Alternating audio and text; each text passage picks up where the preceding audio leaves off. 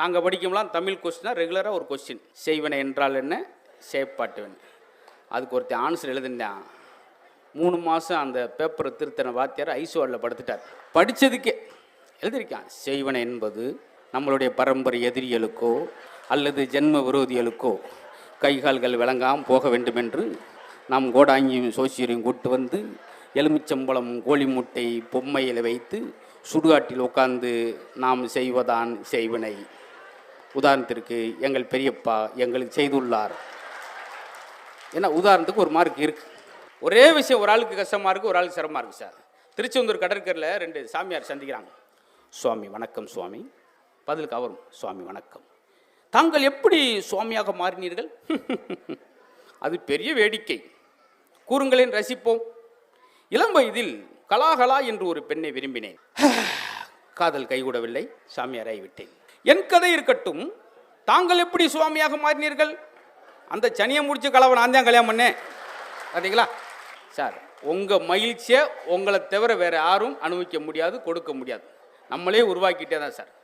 எனக்கு ஒரு மீன் வச்சாங்க, வறுத்த மீன், இலை வச்சு தட்டு வச்சு மேலே ஒரு ரவுண்டாக ஒரு வெங்காயம் வச்சாங்க. எடுத்து லவக்கு நான் சாப்பிடல, சும்மா பார்த்தேன். அந்த மீன் இறந்து போனதுக்காக மலர் வளையம் வைத்துள்ளார்கள், அதுதான் வெங்காயம்.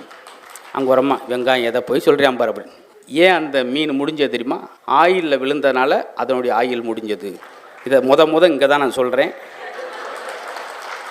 இதை அடுத்து நான் எங்கேயாவது சொல்லணும்னு நினச்சிங்கன்னா இதோடு இதை 3 அடி குழி கொண்டு இந்த மீனை போச்சுட்டு போயிடுவேன். அது உங்கள் கையில் தான் இருக்குது. அந்த மீன் ஏன் வறுத்த மீன் யாருக்கா தெரியுமா? இவ்வளோ நாள் சாப்பிட்றோமே, அது வறுத்த மீன் யாராவது கண்டுபிடிச்சிங்களா? ஏன் வறுத்த மீன்? இப்போ பாருங்கள், தன் பிள்ளைகளை பிரிந்து, தான் தாய் தந்தைகளை பிரிந்து எண்ணெயில் விழுந்த உடனே வருத்தப்பட்டிருக்கும் இல்லையா? அதனால் அதுக்கு பேர் வறுத்த மீன். இந்த வலுக்கட்டாமல் கைதட்டுற தைசி நேர்த்திருங்க. ஒரு அம்மாளம் தான் வறுத்த மீன். நாங்காண்டா இப்போ வருத்தப்பட்டு கிடக்கோம், ஏன் வந்தோம்னு இப்படி வருத்தப்பட்டு கைதட்டாங்க. இன்னும் இருக்குது, இன்னமும் இருக்குது அப்படின்னு.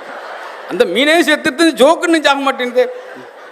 அதுக்கடுத்து அந்த மீன் அந்த இலையை பார்த்து சொல்லுது, இது பூரா நானாக பண்ணது சார், நானாக ஒரு மீனை பார்த்து ரசித்தது.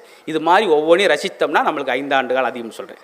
அந்த மீன் அந்த இலையை பார்த்து சொல்லுது, நீயும் வாழலை நானும் வாழலை. கீழே தட்டு, இது அடித்தட்டு மக்களுக்கும் போன்றதுக்கு தான் நான் சொல்கிறேன். அடியில் தட்டு. ரொம்ப நன்றி.